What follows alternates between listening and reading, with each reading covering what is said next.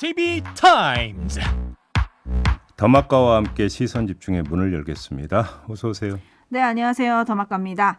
대박향예님이 오늘은 좋은 소식이 가득했으면 하는 바람입니다. 라고 인사를 해주셨고요. 이렇게 인사할 때마다 제가 죄송하다니까요. 네. 대박향예. 저도 대박이 났으면 좋겠다 는 생각을 하면서 소개해드렸고요.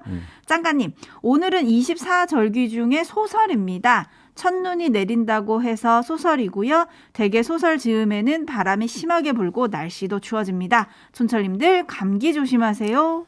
네, 소설에 눈 온다는 건 소설이고요. 비 온대요. 요건 좀 재밌었네요. 그죠? 오늘 비 소식이 있습니다, 여러분. 네. 작은 우산 하나. 이런 게 재밌어요? 아재 개그라면 제가 좀 오랜만에 좀 재밌었어요. 제가 할 용의가 좀 있어요. 네. 네, 촌철님들 작은 우산 하나 챙기시고요. 또 날씨가 쌀쌀해질 수 있으니까 얇은 옷도 여러 겹 겹쳐서 따뜻하게 입고 하루 시작하셨으면 좋겠습니다. 자, AS 타임 가시죠. 네, 어제 이 시간에 대통령의 출근길 문답이 이루어질까 주목을 하겠다라고 했었는데 네. 어제 우리 방송 끝나고 들려온 소식은 중단 선언이었습니다. 네. 출입기자를 총괄 지원하는 김영태 대통령실 대외협력비서관은 사의 표명을 했고요. 대통령실 핵심 관계자는 MBC 기자에 대한 징계를 검토하고 있다. 이런 말을 하기도 했습니다. 6개월 만에 출근길 문답 중단을 선언한 이유, 이재명 대통령실 부대변인의 목소리로 직접 들어보시죠. 윤석열 대통령은 누구보다 도어 스태핑의 의지가 강했습니다. 도어 스태핑을 정착시키고 전통으로 만들려 한 것은 스스로 질문받고 견제받는 대통령이 되겠다는 윤 대통령의 의지에 따른 것입니다. 그러나 고성을 지르는 등 불미스러운 일로 인해 본래 취지를 살리기 어려워졌다는 판단이 들었습니다. 오히려 국민과의 소통을 저해하는 장애물이 될 것이란 우려마저 나옵니다. 이에 근본적인 검토를 통해 국민과 더 나은 소통을 위해 부득이 오늘부로 도어 스태핑 중단을 결정했습니다. 네, 재발 방지안이 있어야 재개한다는 게 대통령실의 설명인데요. 어제 JB가 단체 기합 이야기를 하지 않았습니까? 네. 이제 어떻게 되는 겁니까? 재발 방지안을 누가 마련하라는 겁니까? 기자단한테 이제 공을 넘긴 거 아닙니까, 대통령실은? 그렇죠. 네. 그런데 간사단이죠. 이 간사단이 이제 출입기자 운영 규정에 따라서 어떤 징계 문제에 대해서 논의를 해달라. 이거에 대한 대통령실의 이런 요구에 대해서 우리는 할 수 없다. 이렇게 입장을 밝혔는데 대통령실에서 징계를 거론한 이유는 MBC 기자가 품위 손상을 한 거 아니냐. 그러니까 운영 규정의 품위 손상도 징계 사유에 들어간다라는 점을 들어서 이 점을 그러니까 이야기했다라는 건데 간사단의 입장은 뭡니까? 품위 손상은 간사단이 판단할 영역이 아니다. 그래서 우리는 입장을 내기 어렵다. 이런 거에 따르는 거잖아요. 그러면 재발 방지안을 기자단 차원에서 마련할 여지는 없는 거 아닙니까? 이렇게 정리를 해야 되는 거 아닙니까? 그럼 뭐 둘 중 하나겠죠. 대통령실이 알아서 재발 방지안을 마련해서 기자들한테 이렇게 하겠다라고 통보를 하든지 아니면 그냥 출근길 문답 중단한 상태로 그냥 가든지 둘 중 뭐가 되든지 간에 결국 대통령실한테 다시 공이 넘어갔다 이렇게 봐야 되는 거 아니겠습니까? 대통령실이 알아서 결정을 하겠죠. 그런 점에서 놓고 본다면. 네, 토토로님이 다음 주면 도어 스태핑 다시 할 것 같은데요? 라는 전망을 내주셨는데 과연 그럴지 좀 살펴보도록 하고요. 희망시련님은 울고 싶은데 뺨 때린 격 이럴 때 쓰는 말인 것 같습니다. 라는 의견 주셨고 갈매기 날다님은 도어 스태핑이 이제는 도어 스톱이 됐네요. 라고 해주셨는데 그래도 의지가 강하다는 거 아니겠습니까? 대통령이 도어 스태핑에 대해서.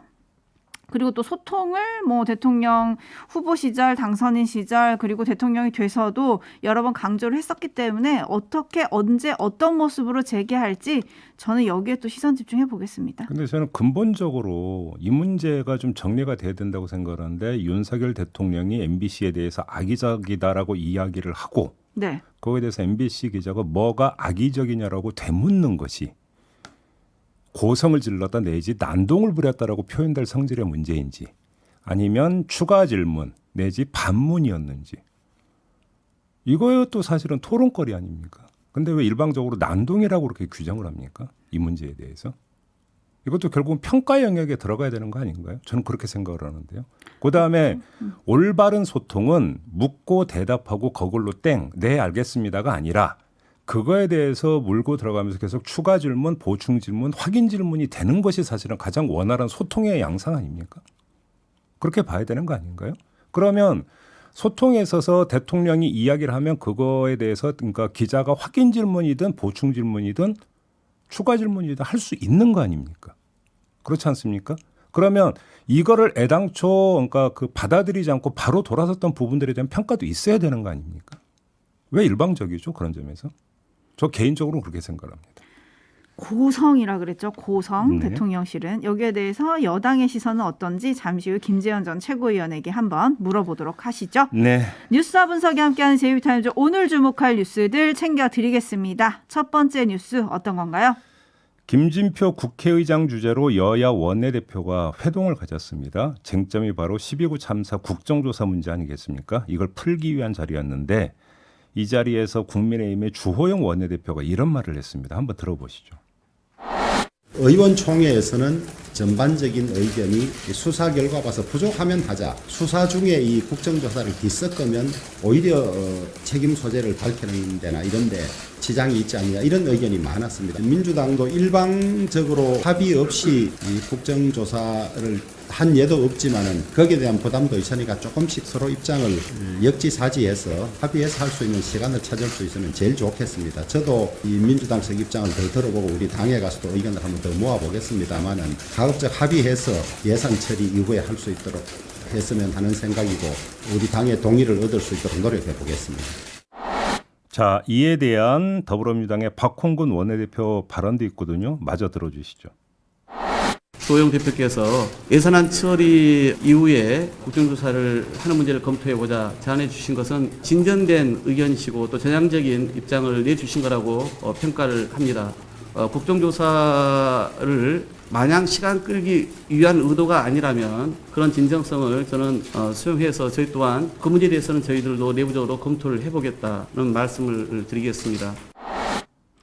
이러면 이제 접점을 찾은 겁니까? 딱 반보 전진했다 이렇게 평가를 해야 될 것 같습니다.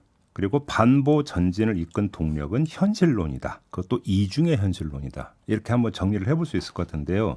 첫 번째, 예산안 법정 처리 시한은 12월 2일입니다. 그렇죠? 어차피 열흘밖에 남지가 않았어요. 자, 하기만 한다면 그 뒤로 국정조사를 미룬다고 제가 볼 때 문제될 거 없습니다. 국정조사를 하는 데는 또 거기에는 좀 필요한 시간이 있기 때문에 그렇지 않습니까? 이게 이제 현실론이고요. 두 번째는 주호영 원내대표는 예산안을 얻고 국정조사를 내주고 박홍근 원내대표는 예산안을 주고 국정조사를 얻는다. 그러면 두 사람 모두 당에 돌아가서 할 말을 하고 설득할 수 있는 현실적인 이유를 확보를 한다. 이렇게도 볼 수 있는 거 아니겠습니까? 그 점에서 반보 정도 서로 마주보고 반보 정도 발을 더 내디뎠다. 이렇게 평가를 할 수가 있을 것 같은데요. 문제는 반보이기 때문에 나머지 반보가 남아있다는 것 아니겠습니까? 그건 바로 당 소속 의원들의 동의 여부겠죠. 두 사람 공이 당의 동의를 지금 언급을 하지 않았습니까? 조금 전에 들으신 대로. 네. 그러니까 조건부 가합의 이 정도로 아마 정리를 해야 될 것 같은데요.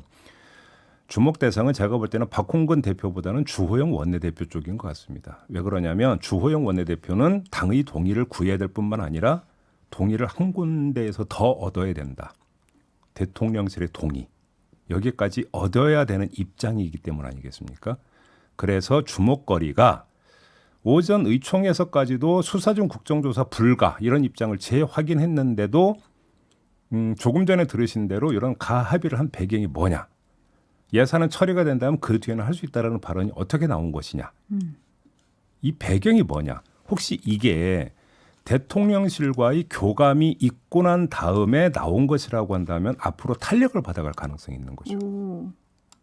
근데 거꾸로 대통령실까지 설득시키기 위해서 예산은 처리라고 하는 담보를 얻고자 했던 것이라고 한다면 앞으로 거쳐야 되는 선 그대로 남아있다는 이야기가 되는 거 아니겠습니까? 그래서 주호영 원내대표의 발언이 시간 끌기용이냐 아니냐 요거를 보려면 대통령실의 반응까지 좀 볼 필요가 있겠다. 이 말씀을 드리는 거고요. 근데 촌철님들의 반응은 헬레나님 국정조사가 왜 정치적 거래의 대상이 되어야 됩니까? 슬로우님 예산안 처리한 다음에 말 바꾸면 어떡하죠? 이승민님 이 와중에 예산과 딜을 하다니요. 상록수님 국정조사는 거래 대상이 아닙니다. 국민적 대참사의 진상규명은 의무입니다. 이런 의견들이 좀 많이 들어오고 있네요. 바로 그 의견이 우리 촌철님들만이 아니라 당에 돌아가면 당에서도 나올 거라는 것이죠.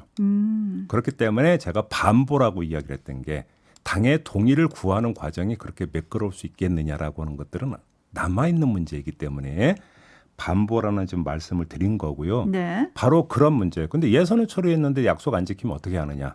바로 이 점을 고려한 것이기 때문일 거라고 보는데 민주당은 24일 본회의에서 국정조사 계획서를 처리하겠다는 일정표는 지금 걷어들이지를 않고 있는 거 아니겠습니까? 그렇죠. 그래서 24일에 국정조사 계획서는 여기서 채택을 하고 다시 말해서 기정사실로 만들어 놓고 국정조사 돌입 시점을 조절을 한다. 예산안 처리 이후로. 그렇죠. 네. 이렇게 되어버리면 설령 나중에 국민의힘에서 다른 입장을 내놓는다 하더라도 그러면 국민의힘이 입장을 바꾼 거기 때문에 우리는 우리만으로라도 국정조사를 간다. 이런 하나의 어떤 담보 장치를 지금 마련하려고 24일 본회의 처리를 이야기하고 있는 것. 네. 이렇게 이해를 하면 될 것 같습니다. 그리고 또 하나 빼먹은 게 있는데요. 뭐죠? 어제 12구 참사 유족 20여 명이 국민의힘 지도부와 비공개 만남을 가진 데 이어서 46분간 자체 회의를 열었어요. 그리고 나서 입장을 내놨는데 이상민 행안부 장관이 최고 책임자니까 물러나야 한다. 그리고 두 번째, 경찰 수사와 국정조사가 같이 이루어졌으면 좋겠다. 요 두 가지 입장이 나왔습니다. 네. 이 목소리는 유족들이 참사 후 처음으로 그리고 공식적으로 정부 여당을 향해서 요구를 한 거거든요. 이에 대해서 정진석 국민의힘 비대위원장은 정부에 충분히 전달하겠다 이렇게만 이야기를 했다고 하는데 유족들의 이런 본격화하는 움직임 이게 국정조사를 하느냐 마는 데 있어서 상당히 중요한 환경적 요인을 조성할 것이다라고 하는 점. 이것도 빼놓을 수가 없다라는 것입니다. 네. 유족들의 입장이 공식적으로 처음 나왔기 때문에 당연히 주목이 돼야 되는데 이상민 장관이 최고 책임자니까 그분부터 물러나야 한다. 이 네. 요구. 그렇죠? 근데 요거와 관련해 가지고 이상민 장관이 그동안 국회에서 계속 했던 말이 유가족들의 정보를 가지고 있지 않다는 거였거든요. 연락처는 물론이고 명단조차도 가지고 있지 않다. 이렇게 국회에서 말을 했었습니다. 네. 그런데 어제 보도를 보면 참사 이틀 만에 명단을 확보했고 지방세 감면 등 실무를 위해서 이를 활용했다는 게 지금 뒤늦게 밝혀졌거든요. 아니 그러니까 명단을 갖고 있지 않다라고 하는 게 말이 안 되는 게. 근데 국회에서 그렇게 얘기를 했어요. 아니 그러니까 그게 말이 안 되는 게 참사 직후 저희가 여기서도 얘기했잖아요. 정부 발표가 뭐였습니까? 1대1 매칭을 해서 유족 그렇죠. 지원하겠다고 했잖아요. 네. 명단이 없고 유족이 누군지를 모르는데 어떻게 1대1로 매칭을 해서 지원을 합니까? 그러니까요. 말이 되는 얘기입니까? 그 얘기가? 이랬던 이 장관 입장 표명을 이제는 좀 하실 때가 되지 않았나 이 생각이 좀 들었고요. 명백히 그거는 하면 거짓말이 된다는 얘기가 되는 거잖아요. 그렇죠. 그리고 지금 경찰서와 국정조사도 같이 이루어졌으면 좋겠다는 게 유족들의 뜻이잖아요. 네. 근데 야삼당이 낸 국정조사 요구서에 보면 대통령실이 포함되어 있다는 거 아니겠습니까? 바로 그거기 때문에 아까 제가 대통령실의 동의 여부를 봐야 된다고 그렇죠. 했던 얘기죠. 네, 과연 대통령실이 응할지 이 네. 부분도 시선 집중하도록 하겠습니다. 그리고 또 여야 원내대표 합의가 의총에서 뒤집힌 적도 좀 있지 않습니까? 그렇죠. 네, 그렇기 때문에 또 여당의 입장도 시선 집중하겠습니다. 네. JB타임스 다음 주목할 뉴스 어떤 건가요? 구속만기로 풀려난 남욱 변호사가 본격적으로 입을 열었습니다. 어제 재판에 출석해서 여러 가지를 쏟아냈는데요. 그 이재명 더불어민주당 대표와 관련된 거 몇 가지만 추려볼까요? 네. 첫 번째, 위례신도시 개발사 분양대행사 대표 이모 씨로부터 2014년 4월부터 9월 사이에 약 22억 5천만 원을 받았고 이 중 12억 5천만 원을 김만배 씨에게 줬고 이 돈 중 4억에서 5억 정도가 유동규 본부장을 통해서 윗선인 형들 그러니까 정진상, 김용 두 사람을 뜻하는데요. 형들에게 지급돼 선거자금으로 쓰였다. 이게 첫 번째. 두 번째. 2012년 김만배 씨가 공영개발을 주장하는 이재명 시장을 설득하기 위해서 민주당 김태년 의원 보좌관에게 2억 원을 전달했다고 들었는데 실제 전달됐는지는 확인한 건 아니다. 세 번째, 2015년 2월부터 천화동인 1호 지분이 이재명 시장실 지분이라고 김만배 씨로부터 들었다. 대략 요 세 가지거든요. 정리를 하면 돈이 향하는 곳이 이재명 당시 시장 쪽이라는 것 같은데 정리가 좀 필요해 보입니다. 향하는 건 딱 방향은 그건데 다단계라는 겁니다. 다단계라는 게 뭐냐? 아무리 줄여도 3단계인데요. 남욱에서 김만배, 그다음에 김만배에서 김용, 정진상, 그리고 마지막 단계가 김용, 정진상에서 이재명. 이렇게 세 단계라는 거 아니겠습니까? 자, 위에 열거한 폭로 모두 남욱 변호사 다음 단계로 김만배 씨가 등장하는데 따라서 이틀 뒤에 구속만기로 풀려나는 김만배 씨가 뭐라고 말하는지 이게 좀 주목거리가 되는 거고요. 이렇게 이걸 봐야 남욱 변호사의 주장 내지 폭로의 신빙성의 농도가 달라지는 점이 있는 거겠죠. 두 번째, 김만배 씨가 뭐라고 증언하든 마지막 단계, 즉 김용, 정진상 두 사람으로부터 이재명 대표로 이어지는 연결고리를 잡는 것을 할 수 있느냐. 이게 미지수로 남아있다는 것이죠. 남욱 변호사의 폭로에 따르면 김만배 씨도 김용, 정진상 두 사람을 통해서 이재명 대표와 연결돼 있다. 그러니까 김만배 씨와 이재명 현 대표 간의 직접 연결 부분은 지금 증언이 나오지를 않고 있다는 겁니다. 그래서 중간으로 거쳐가는 게 바로 김용, 정진상 두 사람인데 두 사람은 입을 다물고 있다는 것이니까 김만배 씨로부터 이재명 대표로 이어지는 이 연결 과정을 입증해낼 수 있느냐. 검찰이. 이게 두 번째 체크 포인트가 되는 거 아니겠습니까? 결국 이재명 수사의 키맨은 남욱도 김만배도 아니고 김용, 정진상 두 사람이라는 이야기가 되는 건데요. 주목할 점은 이른바 성남 라인의 멤버였던 유동규 본부장조차 이재명 대표와의 직거래가 아니라 중간 다리를 거쳐서 연결됐었다는 점. 유동규 본부장 또한 그 이재명 대표고 바로 직거래가 이루어지는 게 아니라 김용, 정진상을 통했다라고 하는 어떤 주장이 계속 나오고 있는 것이기 때문에 바로 여기서 지금 마지막 단계에서 계속 막힌다. 이걸 검찰이 뚫을 수 있느냐 없느냐. 제가 볼 때는 최대의 체크 포인트이자 관전 포인트는 바로 이것이다. 이렇게 정리를 할 수 있을 것 같습니다. 그리고 검찰 수사 때와 지금 법정에서의 진술이 다르기 때문에 이 폭로가 진실이냐 아니면 본인이 살기 위해서 말을 바꾼 거냐 이거를 증명하는 건 결국 증거가 될 테니까요. 그거를 증명하는 또 하나의 인과키면 그거는 김만배 씨가 될 수 있어요. 아, 그렇죠. 그 자체는. 그렇죠. 그렇기 때문에 이틀 뒤에 나오는 김만배 씨 입을 지금 언론이 주목을 하고 있는 거고요. 네, 주목해 보겠습니다. 그리고 지금까지 수사의 포인트를 짚었다면 정치적 포인트도 좀 짚어야 될 것 같은데요. 네. 민주당 내에서 좀 다른 목소리들이 나오고 있죠? 이 시간이 다 됐으니까 짧게만 말씀을 드리면 최소한 유감 표명이라도 해야 되는 거 아니냐. 무리를 일으킨 데 대해서 이재명 대표가. 그렇죠. 이재명 대표의 유감 표명을 해야 되는 거 아니냐는데 무리를 일으켰다는 것은 문제가 있다라는 간접 시인이 되기 때문에 이재명 대표가 과연 그것을 받을 수 있을까? 제가 볼 때는 안 받을 것이다. 일단 이렇게 전망을. 왜냐하면 정치 보복이라고 주장을 하고 있기 때문에 그러면 무리를 일으킨 주체는 검찰이지 내 측근이 아니다. 이런 논리가 되는 거 아니겠습니까? 받을까? 별로 안 받을 것 같다. 일단 이렇게만 한번 진단을 해보겠습니다. 자, 마무리해야 될 것 같네요. 담화가 수고하셨습니다. 고맙습니다.